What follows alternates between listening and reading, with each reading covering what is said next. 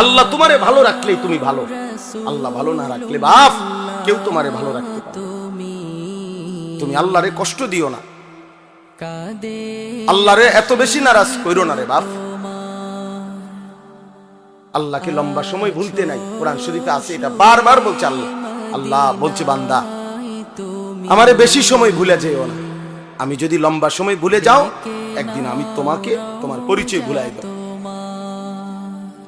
ফাআনসাহুম আনফুসাহুম, একদিন তোমার কবর আখিরাত ভুলাই দেব, আত্মপরিচয় ভুলাই দেব, তখন তুমি আর মানুষের মুমিনের পরিচয় থাকবে না।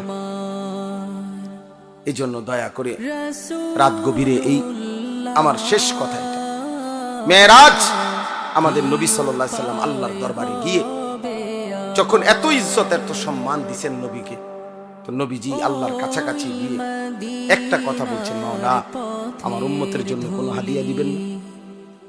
আমাকে তো আপনি সম্মান দিলেন, আমি খুশি হইলাম, আমার চোখের পানি আপনি মুছে দিলেন, আমার রক্তের চিহ্ন মুছে গেল, আমার কলিজার দুঃখ সব দূর হয়ে গেল, আমি আপনাকে দেখলাম, আমারে আপনার কাছে আনলেন, আমার উম্মতের জন্য কিছু দিবেন? আমি যে আবার দুনিয়ার জমিনে ফিরে যাব, আমার উম্মতকে কি দেব?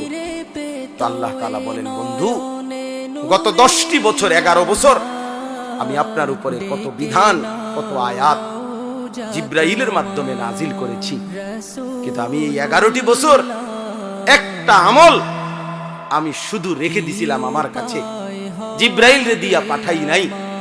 আমি আল্লাহর আশা ছিল, আমার ইচ্ছা ছিল আপনি বন্ধুকে কাছে আইনা ওই আমলটি আমি আপনার হাতে তুলে দেব,